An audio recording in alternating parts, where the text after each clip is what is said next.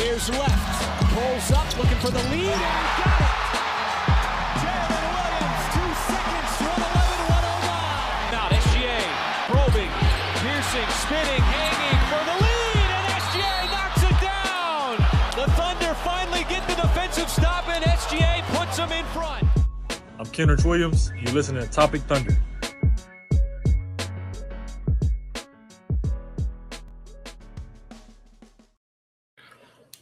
And welcome back, everybody, to another edition of the Topic Thunder podcast. I'm your host, Dylan Hunsinger at Thunder Chats. We are part of the B-League Network, and this podcast is brought to you by the good folks at FanDuel Sportsbook. As you can see, I've got joining me right now my co-host, my compatriot, my compadre, Alex Alejandro Roig. Vibes are high. Alex, how we feeling? Crazy news cycle day, man. Like the Thunder finally got involved in the trade deadline, and it was for the good. Yeah, no, absolutely. I mean, let's not waste any time. Let's not bury the lead. Let's just talk about it. So, came out today, which, by the way, I will say that, obviously the trade deadline's tomorrow, so there's still time to pass. But leading up to it, these past 2 days leading up to the trade deadline, this has potential to be the craziest deadline of all time in terms of the big moves being made, the amount of moves being made. Obviously, Jaren Jackson Jr. trade yesterday. Then after that was the 3-team trade where Kevin Huerter went to Detroit, and Minnesota was freeing up cap space to possibly pursue Giannis. And then it's quiet, and then today it's boom, right off the bat, Anthony Davis, Washington Wizards. It's cool. Everybody's talking about that. That's crazy. And in the midst of all that, you see Oklahoma City Thunder are sending a first-round pick. And was it 2 second-round picks?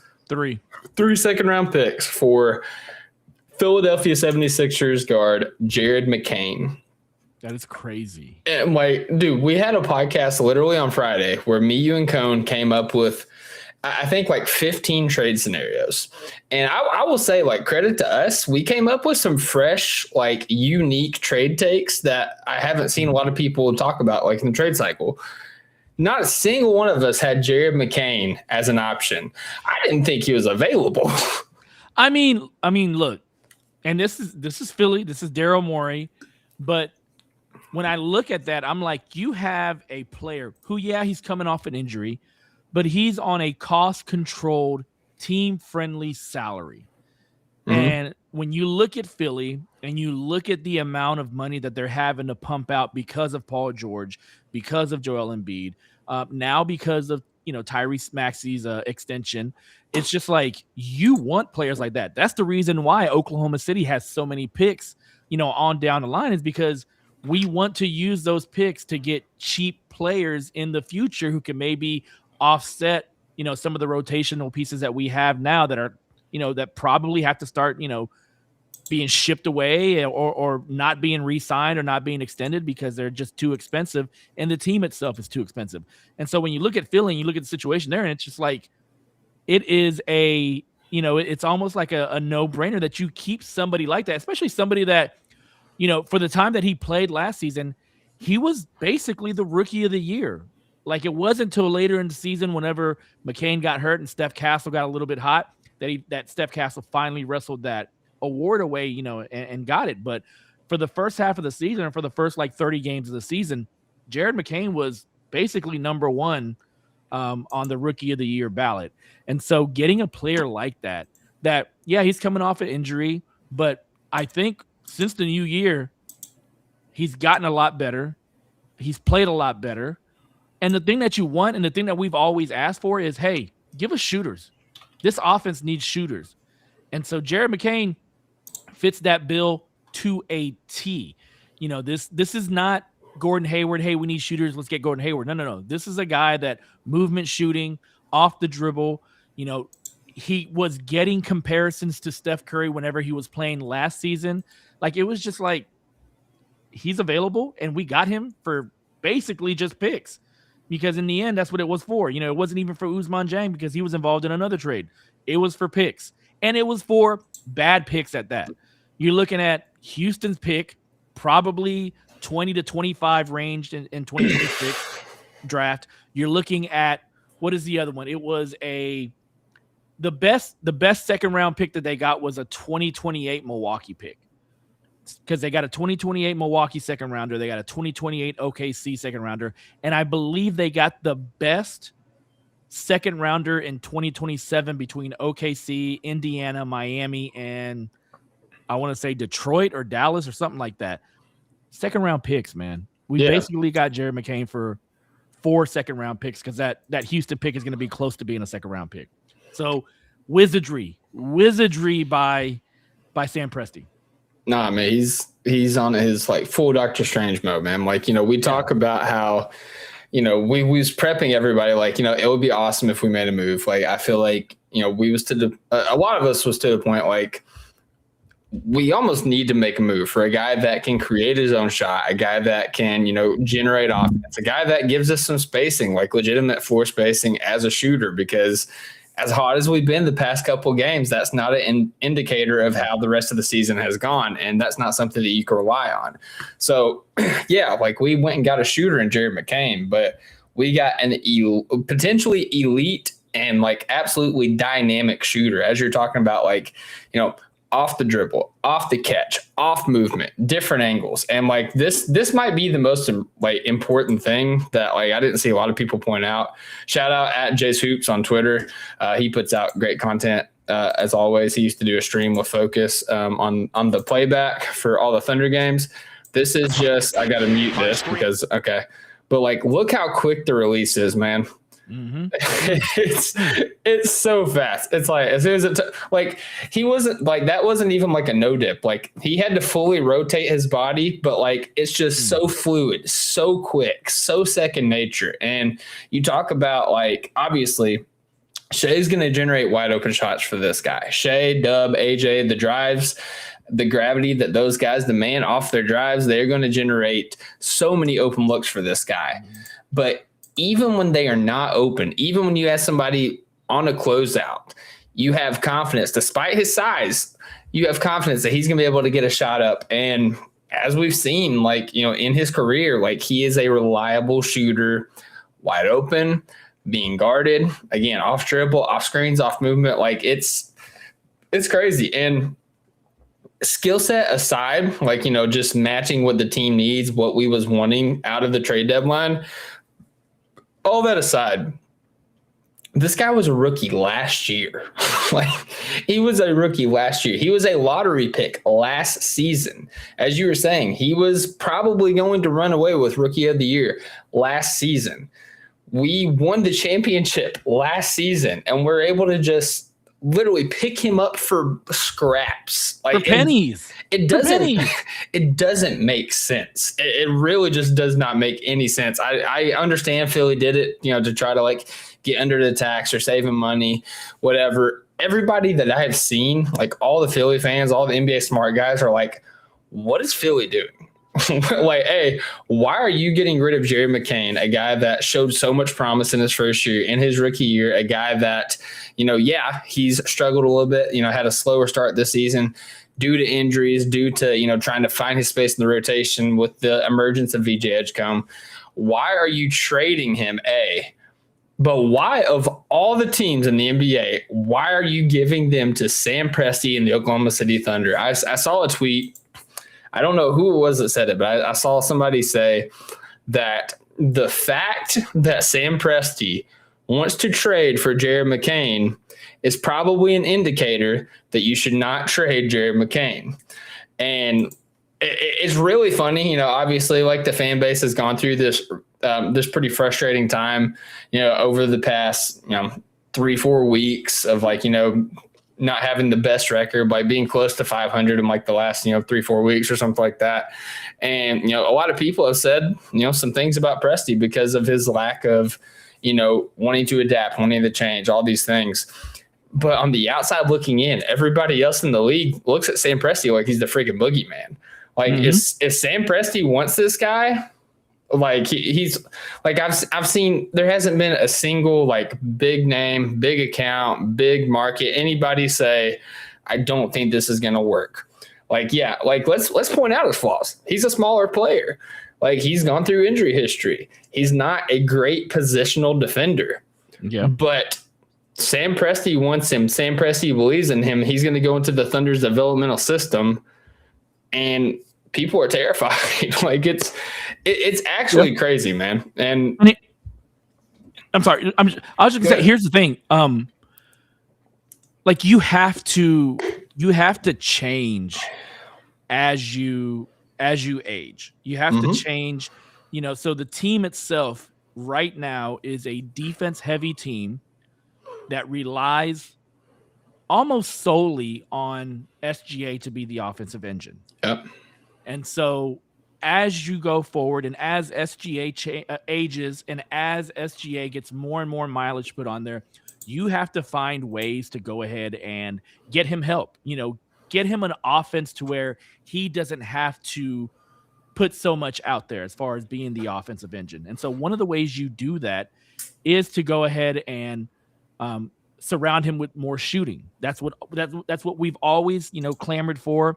That's probably the easiest way to make that offense more sustainable for SGA as he, as we look into the future and as he ages. And so to get yourself a second-year player who is coming off of a great, rookie campaign whenever he did play, it's just amazing to me. Like that is how you develop the team. That is how you continuously develop the team. Like those, the players that we have now aren't going to be here in 5 years probably. And so you're going to have to some way, somehow develop that. And so when you look at Jared McCain, if he comes in and if he works and you extend him, that extension is not going to kick in for another 4 years.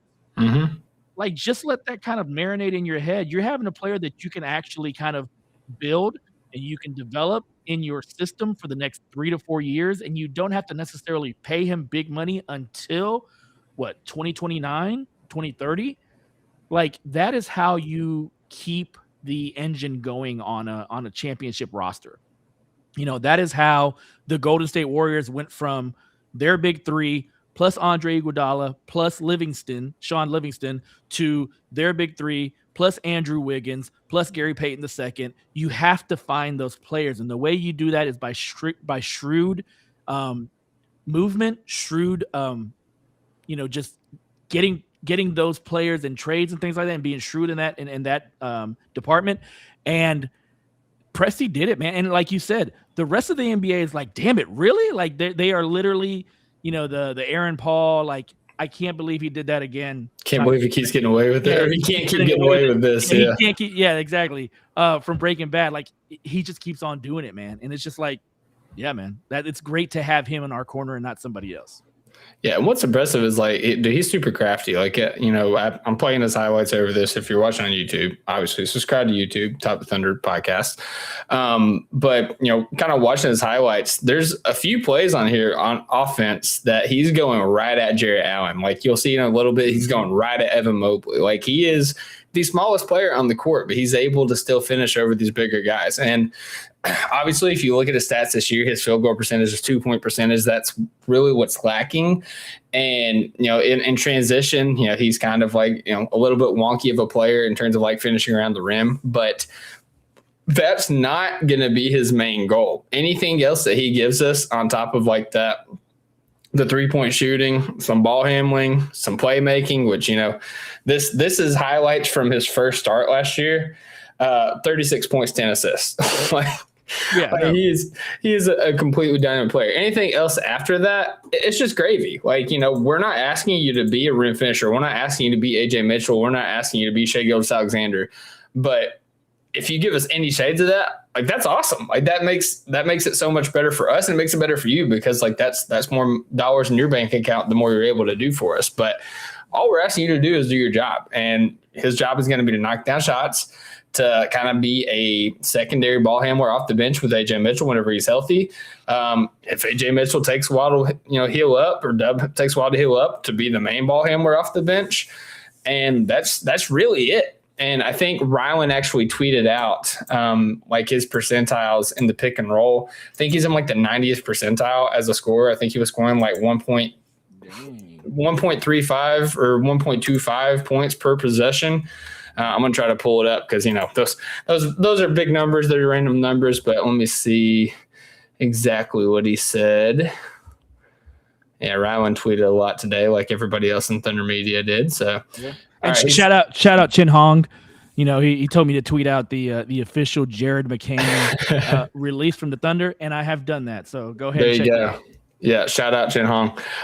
Jared McCain is 1.156 points per possession as a pick and roll ball handler, 40% catch and shoot, on shot quality of minus 80th percentile. He shoots 52%. Like, this is a guy that he's going to be a dynamic player for the Thunder, and I can't wait to see. You know, obviously, like I would love for him to be able to play tonight because literally everybody's out tonight. We'll talk about that here in a second as well. But I mean, what are you thinking? You know, the press release is out, so like he's officially on the roster. The Thunder play Saturday against the Rockets. That's in Houston, isn't it? No, that's here. Oh, it's in OKC. So I mean, you think he debuts Saturday? I would think so. I mean, it gives him plenty of time. It gives him 2 days to do his physical and do all that. I would probably, let me see. So we play Houston on Saturday, and then we don't play again till like Monday, I think. And who do we play Monday? I think it's the Lakers. The Lakers, yeah. Yeah, so we play the Lakers in LA. I don't know. He won't. So he'll get plenty of practice time during the All-Star break, but he won't get too much practice time before the All-Star break. And so we have 5 games before the All-Star break. They may hold him out. They may play him sparingly, or they may just, hey, put him out there and see what you give us, because he is a good NBA player. He can come in and probably understand the offense pretty quickly. And right now, so with SGA out, our offense is probably going to look very different as it is. So So just put him out there and see if he can score some points. No, I mean, especially like we still don't have a timeline on AJ Mitchell. We still don't have a timeline on Jalen Williams. And, as you said, being in the league, like SHAI is going to be out until the All-Star break. So if he's able to go on Saturday, he might start. He might be the starting point guard alongside, Case Wallace. So I'm interested to see, what it looks like. I will say, like, let's just throw out like, temper your expectations for his first game, his first performance on a new system, thrust into the starting lineup. That is not going to be his role, like, from jump. So, like, if he struggles, please do not freak out, guys. Like, it's against the Houston Rockets. The Rockets are a very good team. We've beat them twice this season. It doesn't matter who's across, on the other side for them. Like, they're going to be trying as hard as they can to beat us, to get revenge for those losses. So let's just calm down. Like, if he doesn't just go gangbusters in the first game, like, let's just chill, take a few breaths. Whenever he's playing his role, that's when you start to evaluate. And like, you still can't even do that like right off rip, because this is, a middle of the season acquisition. And we saw what happened with the Gordon Hayward thing, having, a guy that came in the middle of the season acquisition. But I will say, comparing Gordon Hayward and Jared McCain, one thing that I think will make this more seamless is obviously his age, but also just his personality and like the culture. Like, it feels like he's a really good fit for this culture. So I'm very excited for this move. I'm very shocked Presti did it. Like, and also like, this is, kind of like we were saying, Presti adapting or Presti changing. Like, this is obviously Presti's not going to make a move without consulting Mark Daigneault. He's said many times, how much that he trusts Mark Daigneault, to be the guy to lead this team, and how much, it's a collaborative effort, and, how they're, figuring out who needs to be on this team, who needs to play and whatnot. So Daigneault is part of this. Like, McCain did not get traded just to sit on the bench. McCain's going to play. He's going to be a part of this team. He's going to be a part of the future. He's going to be a part of the present.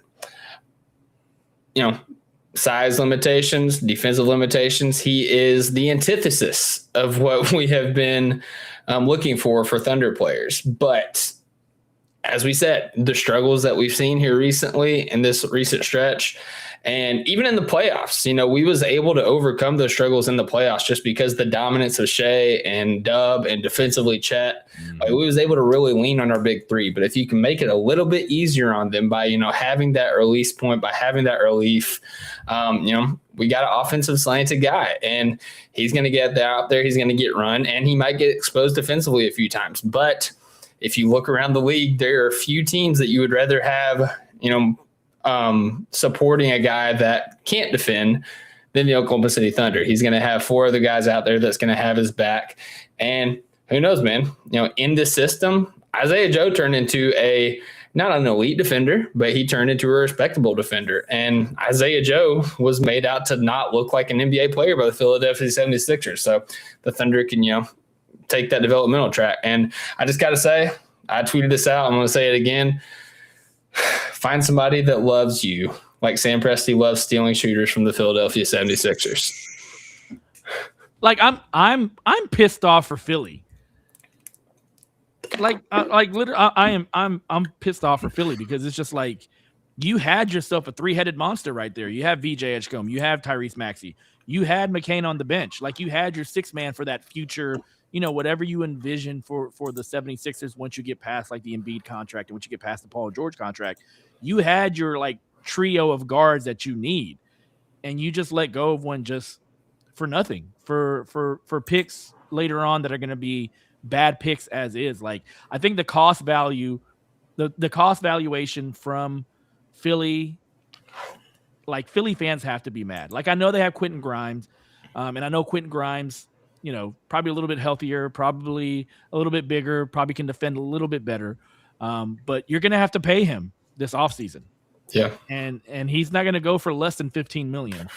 And so whenever you look at that, it's just like, why would Philly do that? Like that is just that makes no sense to me at all. Yep. And so I'm mad for them. I'm sorry. It's funny. Shout out Hayden said, I expect a triple double from McCain. Anything less is a disappointment. Yeah. Never change, Hayden. That's awesome. I will say that, Cone's brother Ryan, renowned Sixers fan on Twitter at Ninja Bands. We've met Ryan a few times at the fan event. Really great guy. Even though he's a Philly fan, wearing Sixers merch to the Thunder games and the fan events and stuff. Didn't he wear the Charlotte jersey? Did he? Oh yeah, no, he did have a Charlotte jersey. You're right. Yeah. That's crazy. So actually, not shout out to Ryan. You got exactly what you deserve. But crazy guy. Hopefully, Cone will be on here in a little bit. He's going to give his thoughts on the trade. But I was talking to him earlier, and I was like, "What did Ryan say?" And Cone said he texted him. He's like, "Man, sorry we had to take McCain from you." And Ryan said, "What the F are you talking about?" He found out from Cone. I was like, man, what a way to find out that you traded a guy that was a rookie last season to your brother's team and the reigning NBA champions. So shout out Ryan. Hope you're doing well, sir. Hey, so are you ready for hold on, let me find the name. Are you ready for the Braza? What's the name? What's the guy's name? Braza. I searched it. Hang on, let me see. Pranapovich era in Oklahoma City. Balsa Koprivica. Balsa Koprivica. Yeah, are you ready for that era in Oklahoma City? He's not stepping foot over here.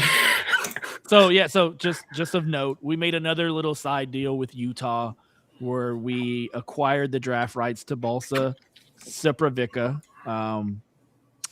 In exchange for some cash. Weird trade. Don't know. Weird little transaction. But, if Sam Presti and that front office are doing it, that means that they probably had their eye on this player for a while back. He was a second round pick from the 2021 draft. He's just 26 years old, 25 or 26. So he still kind of fits within the timeline of the Thunder.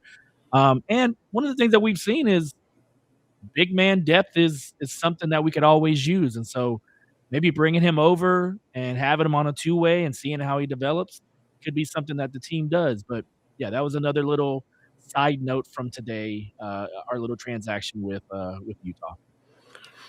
Yeah, I will say, like, the dude's a ghost. If you search him on Twitter, like, you can hardly find anything out there. I saw something that said he played for the Pistons Summer League team in 2022, and that's it. And I saw a clip of him doing a dunk in 2022 for Partizan, and that's it. So, I mean, hey. He played for Florida State. What, back in, like, the 2020s or something? Yeah, he played like 2 seasons for Florida State. Basically his freshman and sophomore year. Yeah. He played for Florida State, and then he did the whole go back to Europe and play professionally route, and declared for the 2021 draft. That's when he got drafted, number 57 or 58. But yeah, I mean, it's there. It's break glass in case of emergency type situation. We brought over Micic. We did, for a couple months. Which, by the way, I thought about, in the words of Micic, I made the Micic song. I'm thinking about McCain songs. Thinking about doing the Jared McCain song. I have some options on the table. So I will say Douglas Houston in chat says this reminds me of the Isaiah Joe trade with the trade from the same team, Philly. We did not trade for Isaiah Joe. We was able to sign him, but it's different. Like, it's even worse, honestly, because Isaiah Joe was a second rounder, like shooting specialist. Jared McCain was a lottery pick. And he was a lottery pick who was probably going to win Rookie of the Year last year if he didn't get the meniscus tear. So it's a lot worse. I love Isaiah Joe. Yeah, I love Isaiah Joe. But yeah, Brian Windhorst actually came out and said, I was looking before you came on here, said that people around the league think this is an absolute steal. So I love hearing that. It's awesome. So we got Chen Hong in the chat saying Keith Smith said Koprivica gives OKC something they can put into future trades without giving up more picks. All right, cool. Hey, man, Presti's a fiend. He's a fiend for assets. Anything that he can do to trade people. So yeah. I love it. I love it. All right, man. We are going to take a break. We're still yet to hear from Combe. He might flake. Something else might happen. I don't know. I don't have my phone out. There could be another trade that happened and I missed it. But if he does not join us, we will continue the pod as usual. But after our break, we're going to talk about the crippling news that was buried right after the Jared McCain trade and the ramifications of it right after a word from our sponsors. So, Alex, we are brought to you by the good folks at FanDuel, and as you brought up, Shai Gilgeous-Alexander is going to be out until the All-Star break. Not just that. Tonight, the Thunder are supposed to play San Antonio Spurs, second night of a back-to-back. This is on national television on ESPN, primetime slot. And the Thunder have nobody playing. They have 8 available players. They have Casey Wallace, Isaiah Joe, Jay Will, Kenrich Williams, Aaron Wiggins, and then the 3 G League guys, Brooke Barnhizer, Brandon Carlson, Chris Youngblood. Yeah. So, and I don't know if the Spurs actually ended up ruling Castle or Harper out. I know they were questionable, but the Spurs seem to be all systems go. So I guess, maybe the Nashville TV audience will get to see Wemby do cool stuff against, the OKC Blue, but otherwise, like, ESPN's got to be pissed because nobody's out there. But I will say, the game is going to be in about 30 minutes. But if you go to FanDuel right now, I did this earlier. I tweeted this out. I think a lot of people did it. I'm trying to pull it up here. So as I said, of those 8 players, there's one player that stands out, a stat category that stands out that he has done many times. And, it's still here. Yeah, so Jalen Williams to let's go triple-double, baby. Double. Let's go. So the odds have dropped since I did it. I got it at plus 1,300. I put $5 on it. I'm not going to ask you to math that. That will give me $70. That's going to be yeah. Okay, I was going to say that. I was going to say 70. I was going to say 70. I was going to actually say 65. But. Yeah. Yeah, so, $5 wins 70. Now it is at plus 1,100. So, Alex, obviously, we know what it is if we do $10. What is it if we do $5 on that? It'd be 55. That is correct. Look at him mathing, guys. So Jalen Williams triple-double. I think it's bound to happen. Like, if not for the history of the stat category that he's done whenever our guys are missing, but also just the sheer number of guys that are out. Because when you did it before, we had at least 9-10 guys that we could pull out there. Now we have 8 guys. And, Youngblood, Barnhizer, Carlson, they're going to play. But I think that they're going to lean heavily on the starters, at least for the first 3 quarters. And, you can't even really bench guys in the fourth quarter because you don't have guys to throw out there. So I think it's going to happen. I think it's pretty bound to happen. I'm just prepared to see Barnheiser play 30 minutes tonight. Like, I'm not. I mean, I'm not either. Believe me, I'm not. But I'm preparing myself to see that because, I think San Antonio's going to come out. They're going to want to take care of business quickly. Good on them. That's what we would do. Whenever we start to sub guys out, that's when you're going to see like the score probably take off for San Antonio and go from there. So, yeah, here's the thing. Like, we've seen this before with this team. This team has surprised sometimes whenever SHAI sits out, whenever the starters sit out, like last season, at the end of last season, whenever Jay Will had his run of triple doubles and Aaron Wiggins was scoring 25 plus points every time he stepped on the court without those guys. But it's a different, we're playing a different opponent. We're not playing a tanking opponent.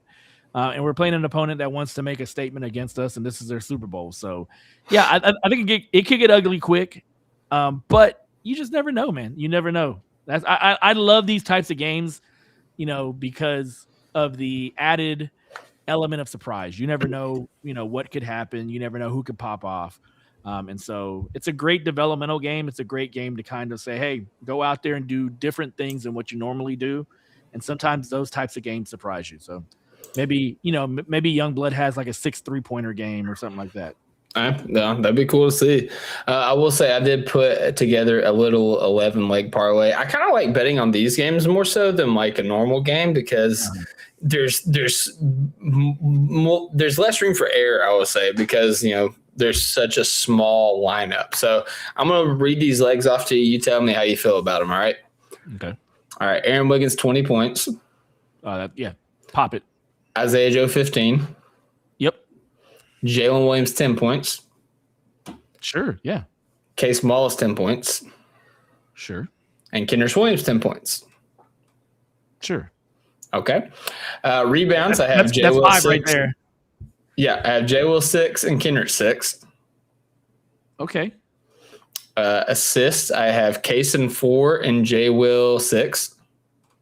I mean, if you want Jay Will to get triple double, you gotta go above. So yeah, go ahead. Yeah, and then 3-pointers, I have Wiggins 3, Joe 3.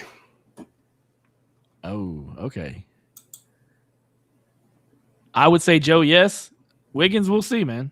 Yeah, I mean, hey, I put $5 on it. If it hits, it doesn't. I'm happy. If it doesn't hit, hopefully the triple double hits. That's all I need. So I will say that the Spurs are currently favored by 10 against the Thunder tonight, and that is with, again, the OKC Blues. So if you want to make that bet, go to FanDuel now. The game starts in about 15 minutes. You have time to go in there, make a bet for triple double, bet the Thunder to cover the spread. Maybe you want to fade us. Maybe you want to bet the Spurs to cover the spread. We would boo you mercilessly if you do that, but we don't actually know unless you tweet it out. Or you can tell my parlay, you can build your own. You can do whatever you want on FanDuel right now. And if you go there, you can choose your own reward. You can get either 25% profit boost, or you can get a 50% profit boost on a same game parlay today. So don't miss out. Go to FanDuel, make that bet, win some money. Thunder win. Let's go back to the pod. And Alex, we are back from our long break to talk about our sponsors. And we talked about it in the break, and we talked about it at the beginning of the pod. SHAI is out, and not only SHAI is out, Chet is out, AJ's out, Jay Williams is out. Whoa! Go ahead. I'm sorry. You gotta get your crap off. No, I'm just saying, like, not breaking news or anything. So chill out. But Usman Jang got traded, and you nary a mention from you. Like, listen, I love Uz, and that's obviously we're going to talk about that, but I feel like that's like back into the pod in terms of like news cycle stuff. But I didn't know if you were in mourning. I didn't know if you were suffering. No, so I didn't know if you were going through the stages of grief. So listen, you brought us to the forefront. We might as well talk about it now. Usman Jang was traded. First of all, he was traded to the Hornets. Didn't look like it, but apparently he was. But now he's at Chicago. And I will say, this is something that I knew was a possibility. I was pretty sure was going to happen this season. And I'm not mad about it because I think that we got a player that's going to help us. And I think that, as good as I think Uz can be, he was never going to be that in OKC because the team was ready much more quicker than Uz was ready. So that's no fault to his own. Like, if this was like a normal rebuilding team, Uz would be right on track with his development. This is not a normal rebuilding team. This is one of the best teams of all time. So like, it's not an indictment on Uz that he wasn't ready. And I'm glad that he gets an opportunity to, kind of spread his wings. I will say I'm glad he's in Chicago and not Charlotte because I think that there's going to be more opportunities in Chicago. I was talking to Cohen earlier. Right now, Uz is the tallest guy on the roster after trading Vucevic. Like, yeah, Chicago is, they're going into a rebuild too late. Like, what are y'all doing? Y'all should have done this at the beginning of the season in order to, have a good pick. But now you're mired in the middle, and that's the worst place to be if you're trying to get good assets or to get good draft picks and things like that. So like you said, I would much rather him go to Chicago, get 30 minutes a night, learn the game, get your niche out there, wherever your niche falls, whatever type of player you're going to be, You've played with Giddey before, so there should be a level of comfort there when it comes to, the point guard on the team. And we'll see what he does, man. I'm happy that he got that opportunity to go to that team because not only that, like this is a situation where if he does well in these next 30 games of the season, he could potentially, re-up with them and get extended. And so that would be a great opportunity for him to stay in the league and to keep spreading his wings and to keep getting better.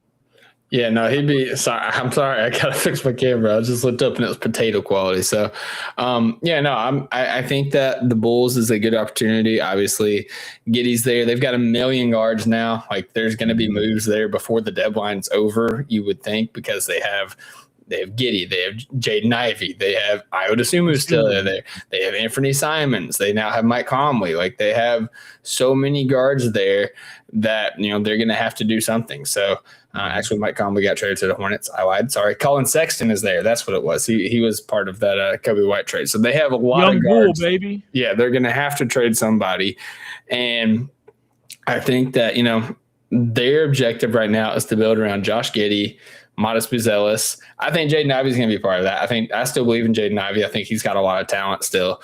So I think that that's going to kind of be like their core to start with. And everybody else is going to be vying for an opportunity. And that's all Uz needs. Like, I just want him to have an opportunity. I want him to have like a season where he can go out there and, not play risk-free basketball or like, anything like that. I get what you're saying.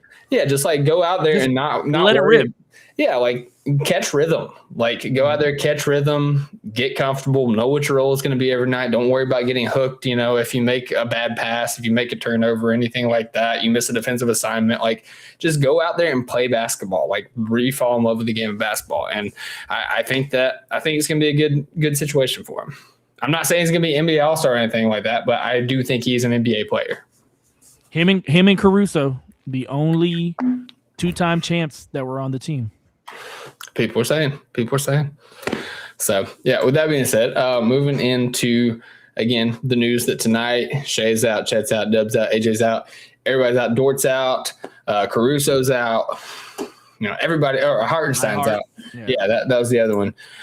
All these guys are out. And, the first thing, as I said, like this was buried after the Jared McCain trade. Like it happened like 15 minutes after the trade. Like we went from like super high highs to like still high highs, but like what the heck, man? Like this isn't what I wanted. Not like this. And I will say, shout out to Alex, man, getting his stuff off here on Twitter, detective work, pointing this out, that this isn't something that just happened last night. This is something that SHAI must have been dealing with, and he might have aggravated it before the game against the Nuggets, or it's something that's kind of been lingering, and it just aggravated in that moment. Alex, talk us through it, man. Yeah, man. Like so me and my wife were watching that game live whenever it happened, and as soon as that happened, I was like, "Ooh," and she was like, "Ooh, that doesn't look good." And it was something that, it's something that you stick a pin in, and you're like, "Okay, let's get to this later. We'll see how this game goes." He went out there and, put a 30-piece and 13 assists on Denver. And so you kind of swept it to the side. I didn't, when I saw the injury report for the Orlando game and the finger stuff, sprained finger, I was like, okay. But then I saw the Orlando game, and he was not himself in that game.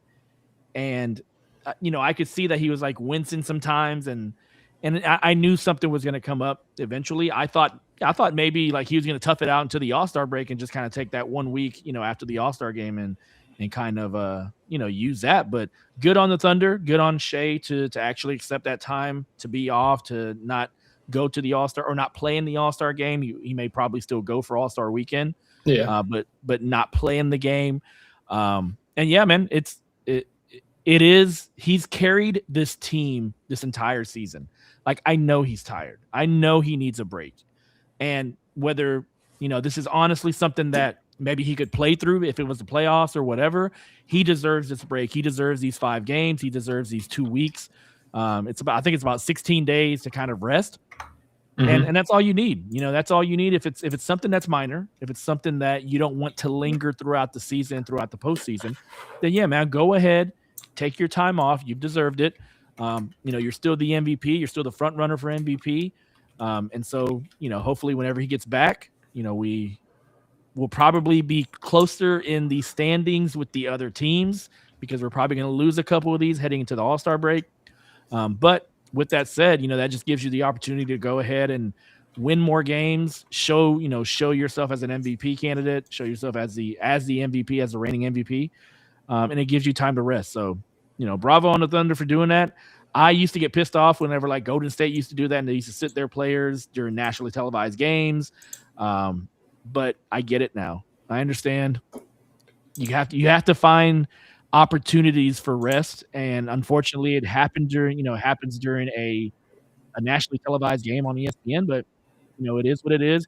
We got 4 games worth of film on San Antonio. We don't need any more. They're it's probably gonna be somebody that we meet later in the playoffs. We don't need any more film. We got enough. And so just go out there, give some other guys some run and see what happens. Yeah, absolutely. And that was something I was talking to Jerry about earlier. Obviously, SHAI, I think, is like a real injury. Everybody else is kind of like, bumps and bruises, nicks and cuts, whatever. Like the length of the NBA season, like we don't want to go out there against the Spurs without any lead ball handling. Like let's just rest our guys, get them right. And again, like you said, like, we have 4 games of film on the Spurs, and the last game was the one that we actually, got the best of them. And, that was good, for the team, for the fan base to show that, hey, they are not our kryptonite. We can still beat them. Yeah. And that was all we really needed. Like, we are still the favorites to win the title, and this is a team that we absolutely could meet in the playoffs. And so, we was able to, get one, remind us who we are. We don't need to show them any more tricks. We don't need to, show them how we're going to adjust to their adjustments. So I think there's a little bit of strategy in this move, but man, like it's gonna be ugly out there. Yeah, it's gonna be bleak. I mean, our next 5 games are the Spurs, the Rockets, the Lakers, the Suns, and then the Bucks. Like right before the All-Star break. That'll be a fun game. That's the game where Jared McCain's going to go off for 50 points. That's going to be a fun game. I hope so, man. That'd be Jared McCain versus Ryan Rollins. Let's run it. Let's go. But yeah, the other thing with the whole, SHAI injury and, just like taking all the rest that you can get, I'm kind of going through like the top guys in the NBA, like the last 4 seasons, like since SHAI has ascended into his stardom and the team has like kind of had a different timeline. In the last 4 seasons, Giannis Antetokounmpo has played 233 games. Last 4 seasons, Anthony Edwards has played 278 games. Last 4 seasons, Nikola Jokic has played 253. Last 4 seasons, SHAI's played 220, or Luka's played 227. In the last 4 seasons, SHAI has played 268. Now, he's right up there with Anthony Edwards, I think. What did I say? Anthony Edwards has 278. So he has 10 more games. But you factor in playoffs and you factor in even recently, like the playoff run that he just went on, obviously went to 2 Game 7s. Like you played longer than anybody else in the season, but you also played a longer playoff run than most people play. Whenever they go on one playoff runs, they go on title runs. So Shai's got a lot of miles on him. And, this year has not been easy. Last year wasn't easy. And he was able to take it all in stride and carry us, through the regular season to, one of the best records of all time, through the finals and win the championship. It started out the same way this season, and this isn't no fault of SHAI. SHAI has been awesome. SHAI is the MVP of the league. Dropped 37-13 on 68% shooting against, who many people think is the runner-up to the contender in the NBA on national television with an abdominal strain. Like, this is not a SHAI thing, but it catches up after a while. And I think, the Thunder saw last night against the Magic, started out like a normal SHAI game, efficient, getting to his spots, playmaking like crazy. Like, we could talk about, how SHAI's been going through the injury, but like at some point we got to highlight SHAI's playmaking because, obviously the 3-point, like kicking it out, spraying the driving kick against the Nuggets, but the interior passing that he showed against the Orlando Magic was really impressive as well. Like, he's growing, he's developing as a playmaker. That's going to get so much better with McCain. Oh, absolutely. It's going to be amazing. Oh my God. But so it started out like a normal SHAI game, but as it became very evident that this was going to be a 3-quarter game for SHAI, and he just kept passing the ball. Like, he was not shooting. He kind of put himself in a hole in the third quarter. Like, hey, I have a very limited time to get like 12 points to extend the 20-point streak. And for a while, it didn't look like he was even go for it. He was just passing it, and then he started shooting it. And he was missing all these easy shots, all these bunnies. And he started wincing, there towards the end of the quarter. And I think the Thunder saw the bad game. They saw SHAI was kind of uncomfortable. They see All-Star break is in the, not the rear view. It's coming ahead. It's in the windshield. It's in the, following distance, whatever. It's in the near future. Like, let's pull him back. Let's protect SHAI from himself because we know SHAI loves to hoop. We know SHAI loves to win. We know SHAI loves to compete. Let's pull him back. Let's sit him out. Let's let him get the rest. And then after the All-Star break, maybe SHAI comes back, maybe AJ comes back, maybe Dub comes back, maybe McCain's in the fold, and then we just absolutely F up the league. Like, that's the plan. That's the hope, man. That's the hope. That's the reason you're giving these guys. That's the reason you're being so cautious when it comes to these injuries. And you're giving AJ Mitchell. I don't know how bad his ab strain is, but if it's something that if we were to start the playoffs right now, we'd be playing. He'd be playing. Then I understand it, man. I understand you got to go ahead and let these guys heal up as best as possible while still maintaining your record. Because that the goal is what's going on in May and June, not what's going on in January and February. Yeah, no, for sure. And Alex, I guess the last little bit of news to talk about, with the trade, with the injuries, with the, upcoming games. Also, it looks like SHAI's going to miss out on the All-Star game, which is a bummer.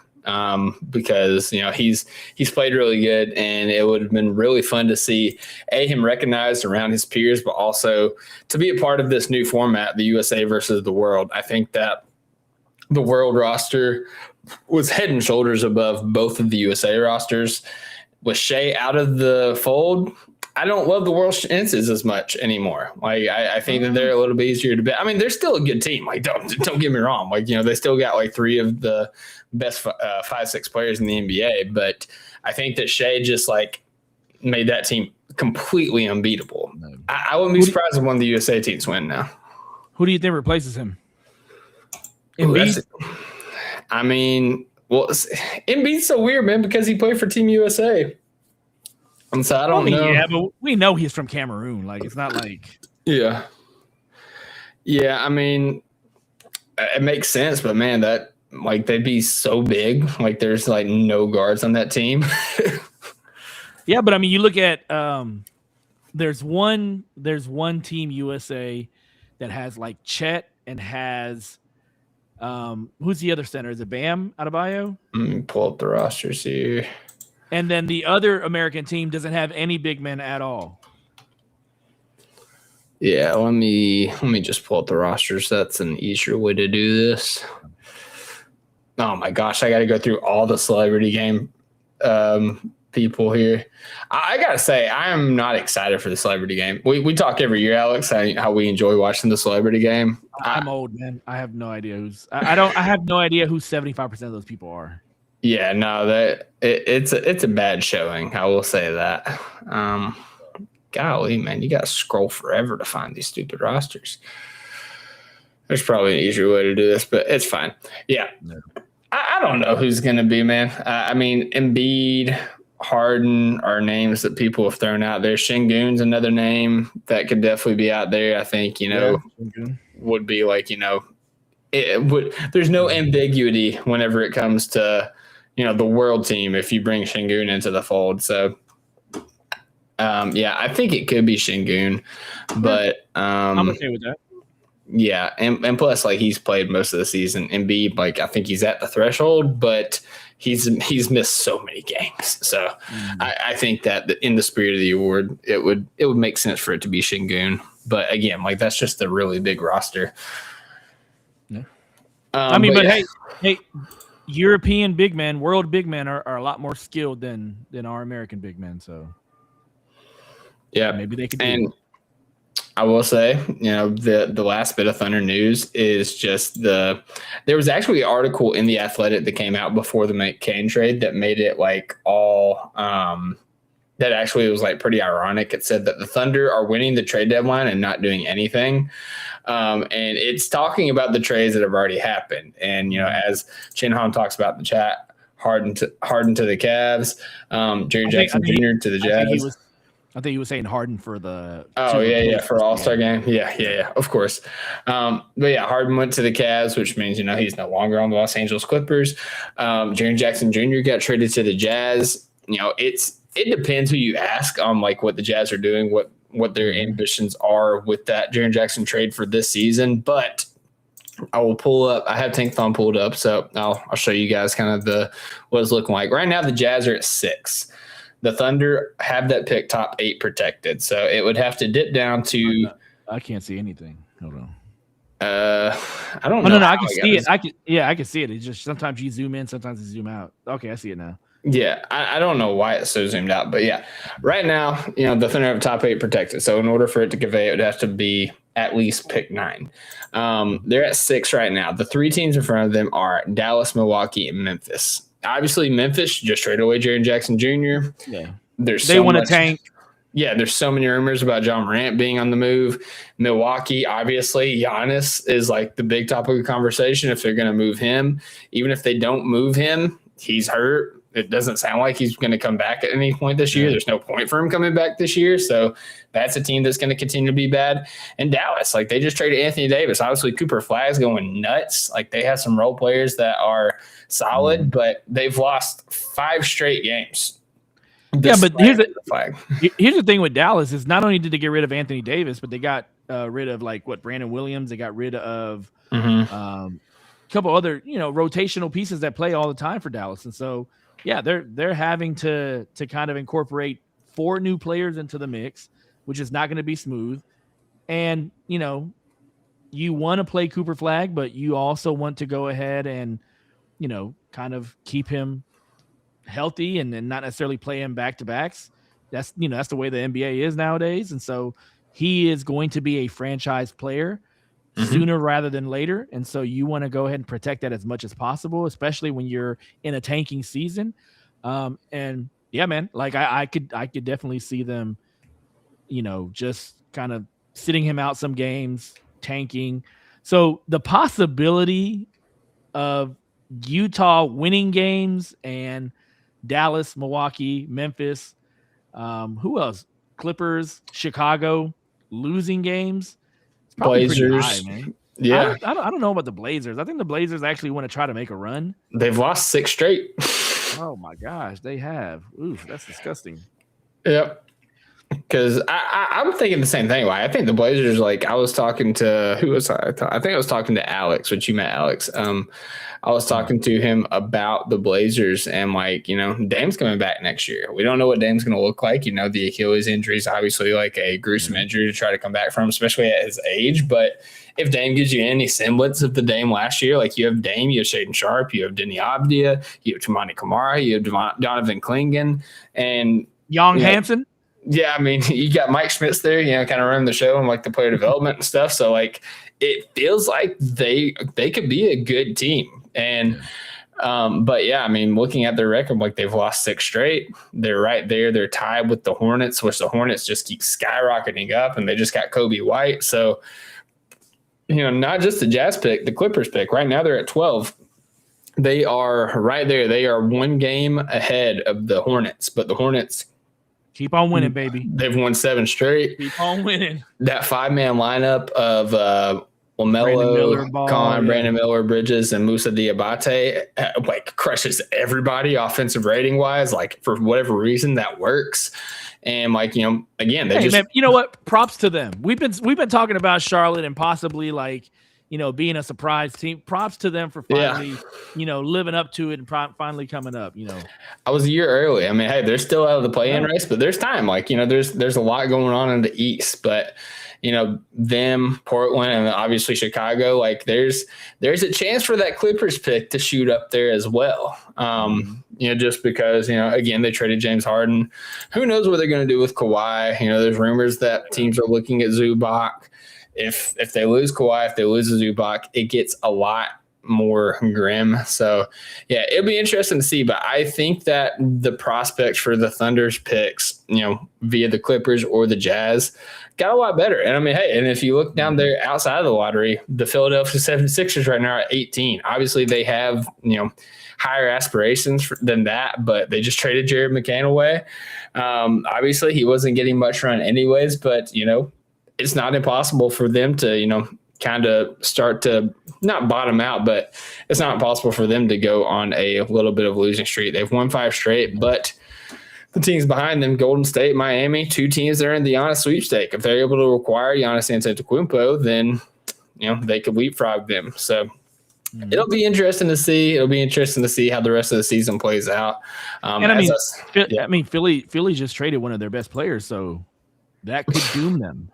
Yeah, absolutely. So, as we've seen in the past. So, as we said at the beginning of the pod, man, like this has been a crazy deadline so far, and it has potential to like just absolutely go over the top if a guy like Giannis gets traded.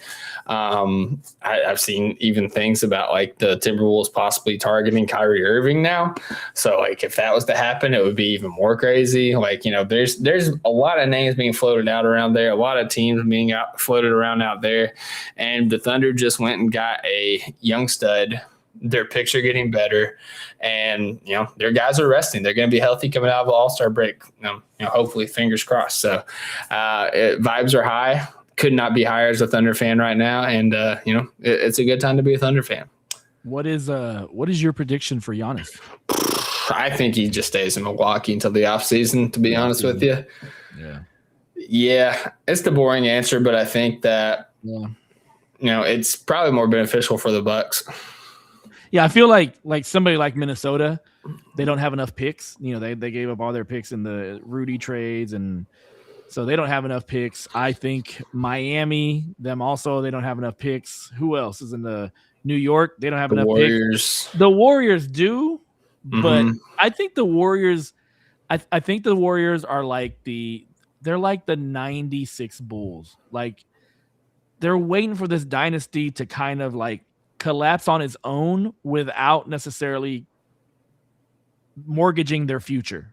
Yeah. And so I know they want to do right by Steph, but I think even Steph himself, like he's not the Steph of like a couple of years ago. Like he's going to tire out, he can't do it on his own anymore. And if you have to gut your roster basically by, getting rid of Kuminga, which I know they bench Kuminga a lot, but you talk about depth, and depth is the name of the game when it comes to the playoffs, when it comes to the regular season. You get rid of him, you get rid of Draymond, you get rid of Pajinski, then you get rid of a couple of your picks. you're going to be suffering a little bit there. Yeah, you have 2 top-level players, but you're going to be suffering a little bit. So it'll be very interesting to see. Yeah, and I will say, like, as far as like Minnesota goes, there was a report that said that the Timberwolves are shopping Randall, Naz Reid, and Jalen McDaniels, trying to see if they could get picks back, for the to facilitate the Giannis trade. And I was like, listen, man, like I will give up picks to get Jaden McDaniels or Naz Reid on this team. Yeah. Like I don't even we got Jared McCain. That's awesome. Like if we could add one of those guys, I'd throw 2 picks in there, to get Jaden McDaniels. I don't care if the Timberwolves get Giannis. Like I still think we're the best team in the league. We get Jaden McDaniels on top of that.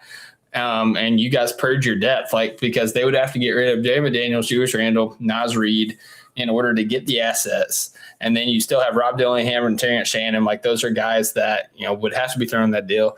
And so you're looking at like Dante DiVincenzo, Anthony Edwards, Rudy Gobert, Giannis Antetokounmpo, which really top heavy. Like that's a good core. You don't got nothing else, brother.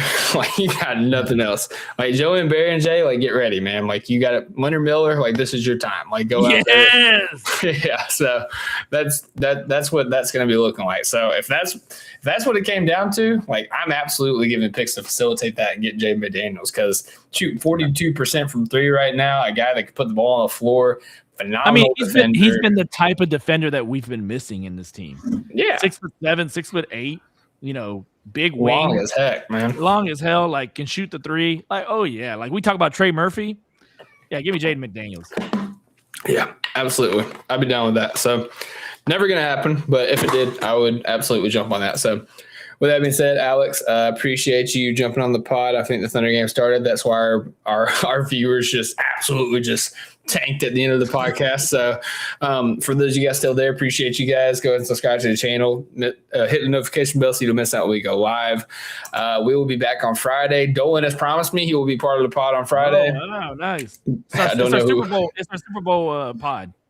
Super Bowl pod, our Rockets prediction pod, and more reactions, fresh reactions, not just me and Alex. You'll hear from Dolan. Who knows who else will be on the pod. So till then, hope everybody has a great night. God bless. Hooping you can. The Thunder, Jared McCain. And as always, Thunder up. Thunder up.